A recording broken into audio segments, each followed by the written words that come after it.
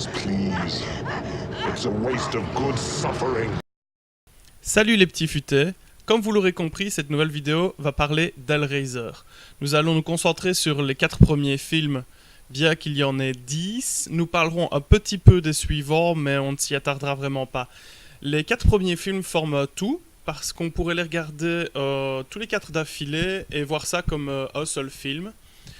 Et je parlerai du 4 qui n'est jamais mis dans des coffrets. En fait, en général, on a les 3 premiers, ou des fois on a 2, 3, 4. Ça n'a pas vraiment de sens, mais bon. Et le but va être un peu de montrer que le 4 est quand même utile au reste et qu'il conclut l'histoire d'Hellraiser. Il faut savoir qu'à la base, Hellraiser est un roman de Clive Barker. C'est aussi celui qui a réalisé le premier film. Beaucoup de ses romans ont été adaptés en film, comme par exemple ici Cabal, qui est un film très étrange dans lequel on vous fait comprendre que les monstres ne sont pas forcément les monstres en fait. Ça raconte l'histoire d'un jeune homme qui va vouloir retrouver une société secrète qui s'appelle Midian. Et en fait, dans cette société, il existe toute une série de créatures plus bizarres les unes que les autres. Mais on se rend compte qu'au final, elles ne sont pas mauvaises, elles n'ont pas vraiment de but négatif, et que les méchants sont bien souvent les humains qui, eux, pensent être des monstres. Donc je trouve que la parité du truc est assez sympathique à voir, et c'est un roman autant à lire forcément qu'à voir. Le film est juste formidable et est réalisé lui aussi par Clive Barker. Le premier film parle donc d'un homme qui s'appelle Frank Cotton, un homme qui a un peu testé tous les plaisirs de la vie et qui veut tester des choses qui n'ont jamais été testées par personne auparavant. Et donc il va se retrouver au Maroc face à un homme qui va lui offrir une boîte très étrange, qui est un puzzle ouvrant une porte sur l'enfer. Dans cet enfer vivent des cénobites, ce sont des créatures étranges et difformes qui sont torturées et qui aiment torturer. Le principe de ce film est de voir le plaisir dans la douleur en fait. Les cénobites aimant torturer et ressentant tout le temps aussi une certaine douleur. On peut le voir à leur tenue. Ils ont des tenues en cuir avec des crochets accrochés dans la peau. Leurs visages sont atrocement mutilés. Ils sont assez dégoûtants. Le personnage principal, Pinehead, que tout le monde connaît, avec ce visage blanc, blafard, rempli d'épines, c'est quelque chose qui est très omniprésent dans les Hellraiser, forcément. C'est cette idée de plaisir et de douleur. Et le plaisir sous toutes ses formes, que ce soit le plaisir sexuel, forcément, le plaisir de la douleur,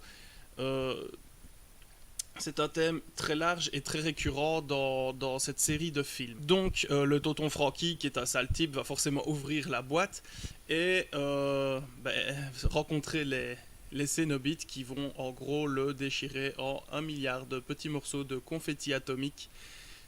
Ce qui fait que le brave Frankie va disparaître. Ça aurait pu être une bonne nouvelle, sauf que son frère va s'installer avec sa nouvelle femme dans la maison où il est mort. Et durant le déménagement, en fait, le frère va se griffer la main contre un clou et laisser tomber quelques gouttes de sang dans le grenier où est mort Frank, ce qui va permettre en fait à ce dernier de se recomposer sous la forme d'une espèce de créature dégueulasse et décharnée,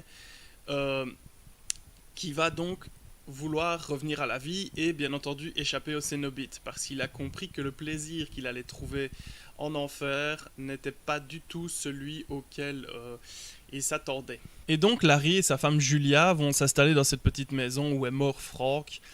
Et il faut savoir que Larry a une fille qui s'appelle Christy, qui ne vit pas avec parce qu'elle ne s'entend pas du tout avec Julia et va donc venir de temps en temps rendre visite à son père. À un moment, donc Julia va monter dans le grenier et se rend compte qu'il y a une créature vraiment horrible qui se trouve là. Et elle va très vite se rendre compte que c'est Frank par sa façon de lui parler, par sa gestuelle. Et Frank va convaincre Julia d'aller draguer des hommes dans des bars durant la nuit pour pouvoir lui apporter des personnes à manger, parce que Frank a besoin de corps pour pouvoir retrouver le sien. Au fur et à mesure du film, quand il tue lui et Julia tuent des personnes pour Frank, on va le voir petit à petit avoir des ligaments sur son corps, de la chair, du sang, etc. Jusqu'au moment où Frank aura besoin d'un dernier corps pour compléter sa transformation. De son côté, Christy pense que Julia a un amant et qu'elle couche avec dans la maison où elle vit avec son père. Du coup, elle va vouloir confronter Julia et va se retrouver face à ce Franck dégoûtant, cette créature décharnée sans peau, et va attraper le cube et le lancer par la fenêtre pour se créer une ouverture et fuir de la maison. En fuyant de la maison, elle récupère le cube sur le chemin et une fois qu'elle va se sentir un peu plus en sécurité, va faire un malaise. Du coup, elle va se réveiller dans un hôpital où elle va commencer à jouer avec le cube. Et forcément, ce qui doit arriver arrive. Elle se retrouve face aux Cénobites qui veulent prendre son corps et lui faire connaître la jouissance dans la douleur. Ce qui fait que, bon, elle n'a pas très envie de mourir, ce que je peux comprendre.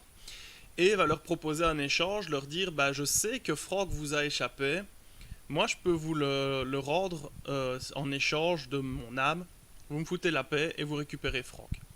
Le deal est conclu, Christy retourne dans la maison et se retrouve face à Franck, qui pour compléter sa transformation a volé la peau de son père. Une fois que Christy est retournée dans la maison, bien entendu, les murs du grenier vont s'ouvrir et les Cénobites vont vouloir venir rechercher leur dû. Ils vont donc récupérer Franck sous l'apparence de Larry et le déchirer à nouveau en petits morceaux. Et ce qui est assez marrant, c'est qu'au moment où Franck Larry se trouve recouvert de crochets partout dans le corps, étiré par des chaînes, il a encore cette perversité à passer sa langue sur ses lèvres et à vraiment blasphémer Jésus une dernière fois, vraiment pour être horrible jusqu'au bout en fait. Le fait étant que forcément les Cénobites sont des démons et ne vont pas rester là, ils vont donc vouloir récupérer Christy et la poursuivre dans la maison. Et ce faisant, forcément Christy va réussir à réutiliser la boîte, à la réouvrir pour les renvoyer dans leur monde. Le film se finit avec Christy prenant la boîte et l'achetant dans un feu, et on peut voir Sans-Abri arriver vers elle, marcher dans le feu, récupérer la boîte, puis se transforme en une espèce de créature horrible, un oiseau décharné comme ça, et va disparaître avec la boîte tout simplement sans avoir brûlé, et le film se conclut de cette façon-là. Donc dans le deuxième film, on retrouve Christy, juste après là où elle s'est arrêtée dans le premier, c'est-à-dire dans un hôpital psychiatrique où son médecin, le docteur Channard, connaît l'histoire de la boîte. C'est même assez intéressant parce qu'on n'en parle pas tellement dans les films, mais on en parle beaucoup dans l'univers étendu sous forme de comics. C'est qu'il n'y a pas qu'une seule boîte. Et on peut le voir dans le deuxième film parce que le docteur a plusieurs boîtes sous des globes. Et dans les comics, on vous explique même que la boîte n'est pas forcément un cube. Elle peut avoir plusieurs formes. Il y a par exemple un épisode avec un guitariste dont la guitare a vraiment le look de la boîte et avale l'âme des gens parce que le guitariste a vendu son âme au diable en échange du talent. Point important, celui-ci, forcément, la boîte est ouverte, mais elle est ouverte par une jeune fille qui s'appelle Tiffany, qui est une âme innocente. Et à cet instant, quand les Cénobites arrivent, ils veulent prendre la jeune fille inévitablement, mais Pinehead dit non. Et c'est là que c'est intéressant parce qu'il ne veut pas prendre la jeune fille, parce qu'il précise ce n'est pas la main qui nous appelle, c'est l'intention. Ce qui nous fait comprendre que c'est pas parce qu'on est la personne qui ouvre la boîte que nous sommes la personne qui va être prise. Il faut réellement avoir l'intention d'utiliser cette boîte et d'en faire quelque chose. Si on l'utilise innocemment sans avoir le désir réel de l'utiliser, entre guillemets on ne risque rien, bien que bon voilà, on sait d'où ils viennent. Le film se conclut d'une façon assez intéressante parce qu'en fait, Christy va donner à Pinehead une photo de lui quand il était encore humain, parce que forcément tous ces démons étaient humains autrefois. Et il va y avoir une bataille entre Channard qui entre-temps s'est transformé en créature contrôlée par le Léviathan. Le Léviathan, c'est une sorte d'entité qui régit l'enfer en fait. C'est une espèce de... c'est le diable en fait, c'est le dieu... Deus Ex Machina, magique, machin. Et en fait, ici, Pinehead va voir remonter sa partie humaine. Et au moment où le combat commence, en fait, Channard va tuer tous les Cénobites et on va les voir tomber. Et au moment où ils tombent, on voit leur visage humain. Ce qui nous montre qu'au départ, ils n'étaient ni plus ni moins que les personnes qui pourchassent, ce qui va permettre à Christie de s'échapper avec Tiffany, et ils vont en gros utiliser la boîte en enfer pour refermer les portes et empêcher le Léviathan et les Cénobites d'envahir le monde. Le film se conclut avec le fait que Pinehead, en fait, l'âme de Pinehead se soit divisée en deux, c'est-à-dire Elliot Spencer, un militaire, donc l'homme de base, et Pinehead de l'autre côté, qui se retrouve enfermé dans un monolithe. Donc dans le troisième film, on retrouve Monroe, c'est le propriétaire d'une boîte de nuit qui va racheter le monolithe dans lequel se trouve Pinehead. À un moment du film, du sang va éclabousser le monolithe, ce qui va permettre à la tête de Pinehead de pouvoir bouger. Et comme dans les précédents, il va motiver Monroe à lui trouver des âmes afin de pouvoir se libérer de la boîte, enfin du monolithe. Ce qui est très intéressant ici, c'est que forcément le personnage principal est encore une femme. Elle s'appelle Joey. Et en fait, elle fait des rêves dans lesquels elle voit Elliot Spencer, donc la partie humaine de Pinehead, qui lui explique que si elle n'arrive pas à refaire fusionner leurs deux âmes, eh bien, le méchant Pinehead, on va dire ça, va foutre l'enfer sur Terre, d'où le titre du troisième film, Hell on Earth.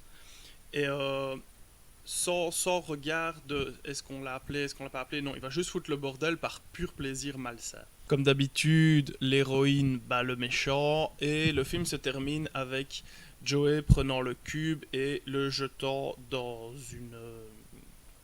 une plaque de béton encore fraîche pour l'enfermer en se disant on va construire quelque chose dessus, là c'est sûr, on n'en reparlera plus. Et c'est là qu'intervient le quatrième film, et c'est celui qui m'a le plus marqué parce que c'est le premier que j'ai vu quelque part, donc voilà, et je crois que c'est mon premier film d'horreur gore. Du coup, on comprend que ça puisse marquer les esprits.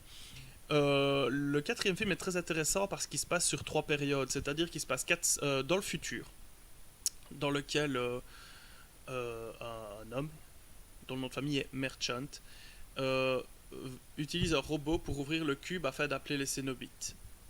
Ensuite, on revient dans le passé, 400 ans en arrière, où on voit l'ancêtre de Merchant, qui s'appelait Le Marchand, c'était un Français.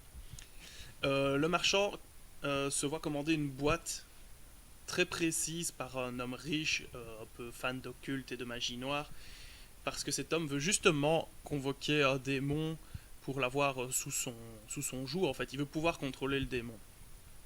Et alors la troisième partie du film se passe forcément dans le présent, où la boîte est retrouvée par le fameux démon que cet homme riche aura invoqué, afin de pouvoir ouvrir les portes de l'enfer et de les laisser ouvertes pour laisser passer forcément les Cénobites sur la Terre. Et le film se conclut de manière très simple, où on voit donc Merchant dans son vaisseau spatial qui dit à Pinehead que ça se passera pas comme d'habitude cette fois-ci, que c'est la fin. Et on voit le vaisseau spatial se refermer comme un cube, bien entendu. Et Pinehead crier non, mode Dark Vador, parce qu'en fait, il a créé ce vaisseau spatial pour l'annihiler complètement et fermer les portes de l'enfer à tout jamais. Voilà, ça conclut donc les 4 premiers films qui sont tout. Après, il y a encore eu forcément 6 autres épisodes. Du 5e au 7e, ça reste assez sympathique à regarder. C'est des enquêtes policières avec un peu de fantastique pour justifier le truc, et ça amène des idées assez intéressantes, mais rien de révolutionnaire finalement. Plus on en fait, moins c'est bon en général. Le 8e est une véritable... Honnêtement, c'est celui que j'ai détesté le plus. Pourtant, à partir du 9, il n'y a plus Doug Bradley. Le 9 est pas terrible. Le 10 est très chouette. On y reviendra après. Mais le 8e, c'est une horreur. Déjà, il y a Lance Henriksen dedans. Lance Henriksen est un très bon acteur. Il a joué dans Alien, par exemple. Bon, c'est cool. Mais quand vous faites des films, que vous faites des suites, plus il y a de suites, si vous tapez Lance Henriksen dans le 6, le 7, quelque chose comme ça, vous êtes sûr que c'est une daube. Une daube, mais atomique, cosmique. Cthulhu lui-même le sait. Le truc, c'est que il y a tout ce côté fantastique, il y a la boîte Pinehead, et alors forcément ça se retrouve dans une maison avec des petits jeunes, hi hi ha ha, on se saoule, on se drogue, et en fait finalement c'est une sorte de American Pie avec des chaînes et des morts. Tout ça et franchement c'est le spoil de l'année, se rendre compte qu'à la fin tout ça c'était pas vrai, ils étaient juste shootés et ils se sont entretués. C'est juste dégueulasse comme fin.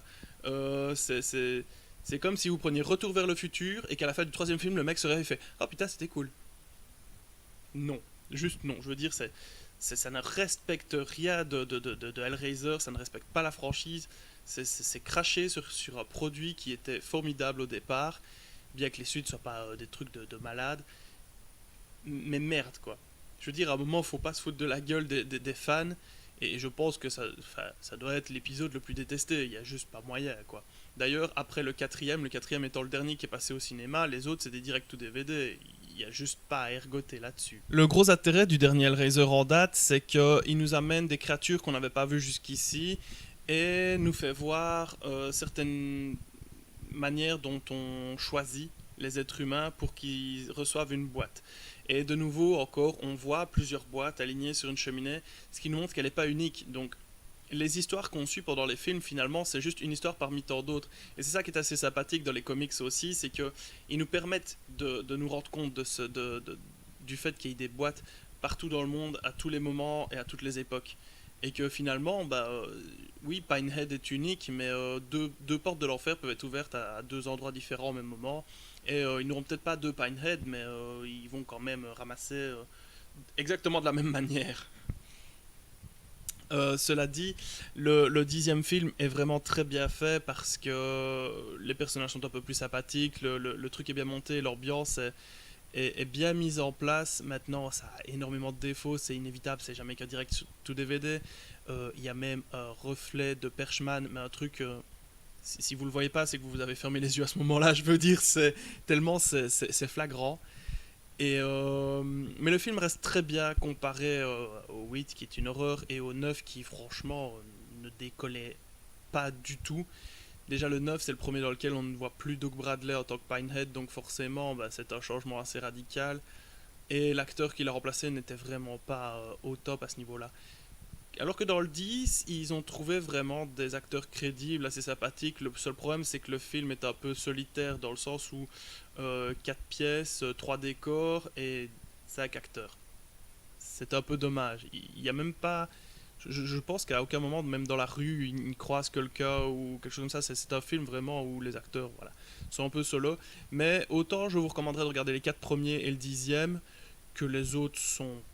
Voilà, on peut passer dessus, mais le 10e amène quand même quelque chose de sympa, donc je vous recommande d'y jeter un œil si vous êtes curieux.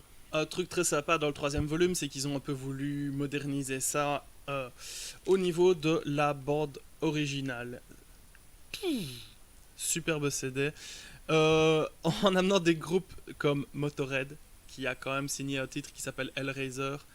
Pour ceux qui ne savent pas qui est Motorhead, je pense que vous n'avez pas de culture. Et si vous me dites le contraire, c'est que vous n'avez pas trop dû regarder la télé ces dernières années, parce que quand Lemmy est mort, ça a quand même fait du bruit. Il y a des groupes comme KMFDM qu'on pouvait aussi retrouver sur la BO de Mortal Kombat. Pour ceux qui aiment les bons films, les très bons films. Je plaisante, évidemment, je sais que c'est pas un bon film, mais je l'aime. Et c'est ça le principal. Et enfin voilà, c'est une belle petite BO, 12 morceaux avec des bons, voilà, c'est du rock. Et du coup, ouais, c'est trop bien Hellraiser, c'est violent et il y a du rock. Donc voilà. On en vient au moment où je fais de la pub pour des gens qui ne me sponsorisent pas, mais je suis vraiment tombé amoureux de cette société de distribution française qui s'appelle ESC. Ils nous ont sorti, et c'est d'ailleurs avec ça que j'ai commencé chez eux, ce hyper coffret de Hellraiser. Quel est l'intérêt de ce hyper coffret de Hellraiser? Je vous montre.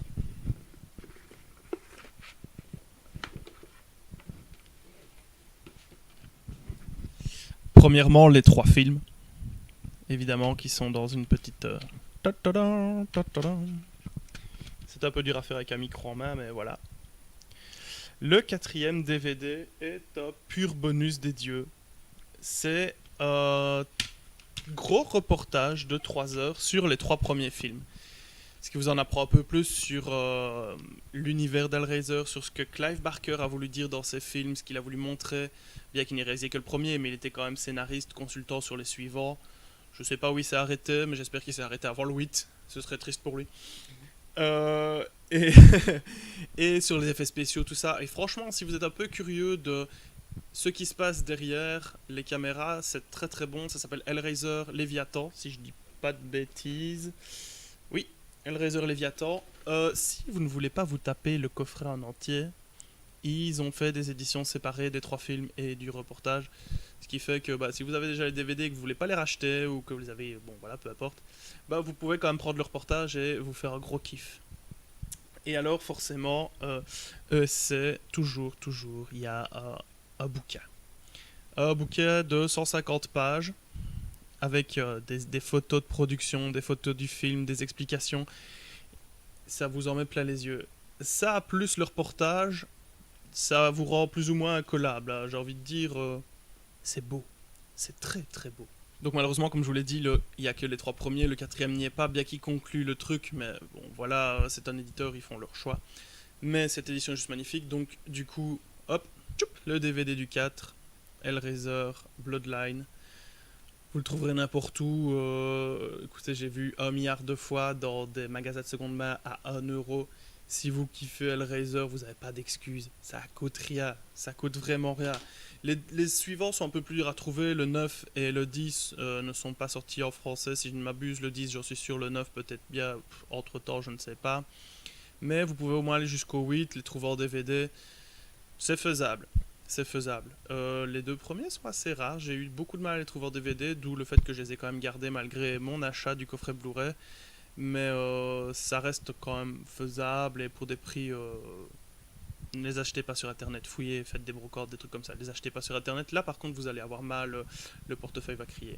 Mais voilà, c'est une série qui vaut franchement le coup d'être achetée. Cela étant, la chronique arrive à sa fin et j'espère vous avoir donné un minimum envie de regarder ces films. C'est gore, c'est très gore, c'est violent, il y a du sang. Si vous êtes sensible, faut pas regarder, il y a du sang. Mais bon, voilà, comme je voulais le faire à chaque fois, je vais vous montrer mes petits coups de cœur. Ici, il n'y en aura qu'un seul. J'aurais voulu qu'il y en ait 2 parce que ESC, encore une fois, béni soit ESC, a sorti un coffret Blu-ray du film Zombie de Romero, une pure merveille. Je l'ai commandé, mais il n'est toujours pas arrivé. Donc peut-être dans une mini vidéo coup de cœur qui suivra celle-ci, je ne sais pas. On verra bien. Cela dit, Mad Movies, encore et toujours Mad Movies, a sorti ce magnifique hors-série sur Godzilla. C'est un Mad Movies classique. Ils l'ont fait aussi sur Jurassic Park et grand bien leur en face.